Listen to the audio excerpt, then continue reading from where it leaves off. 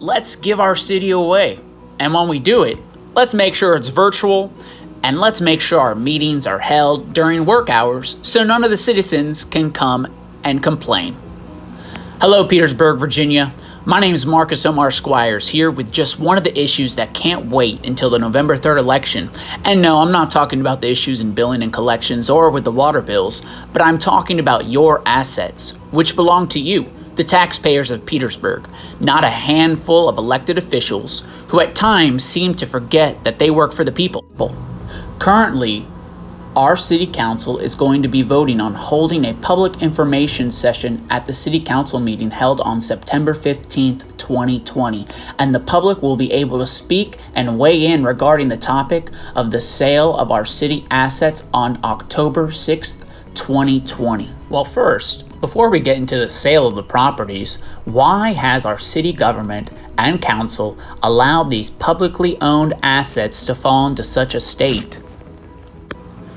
We, the taxpayers, paid over $1.5 million for the Titmus Optical Building, and now we want to sell it for $10, while at the same time we are trying to close on the Virginia Avenue deal for $10 as well. The city leaders are using the excuse that these buildings are falling apart when it was they who allowed for our investments to illegally fall into the ground. Where was the planning department? Where were the facility maintenance teams? Where was code enforcement? Where was public safety? Where was the Commonwealth's attorney? Where was the Commonwealth of Virginia? How could so many levels of government and bureaucracy allow for this to happen here in Petersburg? We are now at a crossroads. Do we give our city away? Or do we try to stabilize our city and assets? Our current leadership seems to want to do the latter and give away our city. Let's look at some of these assets that will be given away in hopes of a revival at the October 6th, 2020 City Council meeting.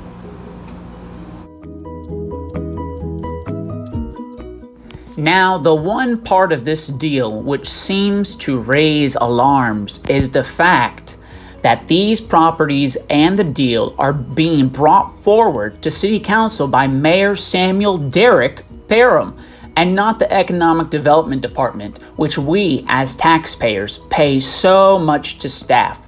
Now, I am happy to see progress on some of these assets, but I am also very concerned with some of them which are listed as well. The University Boulevard properties at 333, 347, 351 through 353, and 357 are an exciting revelation for our gateway to Virginia University at $35,000 with a plan. This proposal may be sound.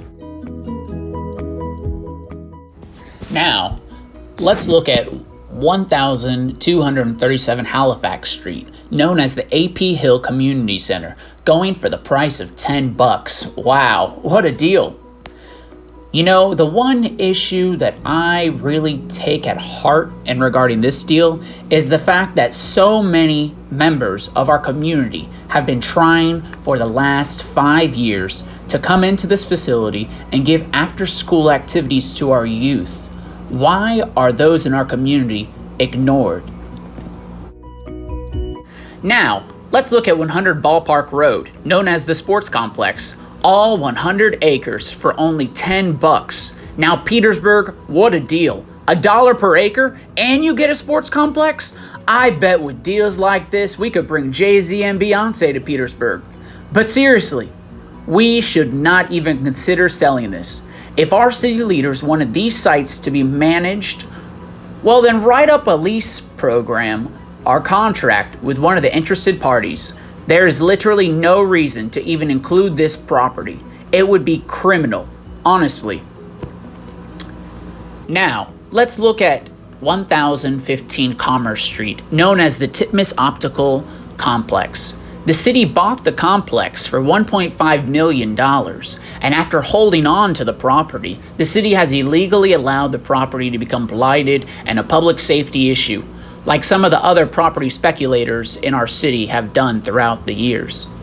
The city has invested $1.5 million of our taxpayer funds, and they are going to sell the installation for a whopping $10. Great job, city leaders. What a wonderful job at investing our local tax dollars. Did we lose on this deal? Well, $1.5 million or $10. I don't know. Can our city leaders explain this? It appears okay for our mayor, Samuel Derek Parham. Will the rest of council and the public think this is okay? Can we try to stabilize this facility? There are grants here in the Commonwealth that can help out with this kind of stabilization work.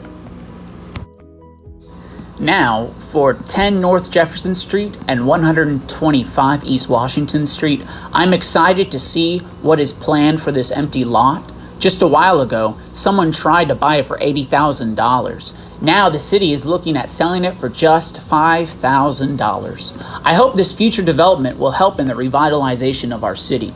Now, I am not against economic development, but just against bad deals for the people of Petersburg. Please, Peterpolitans, speak up regarding your city. We cannot continue to sit back while our city is given away. We cannot continue to sit back while our city is allowed to fall into the ground. We, the people of Petersburg, control what happens in this building. And please, do not let anybody else try to say that council controls this city, because it is we, the people, that have the ultimate power here in Petersburg.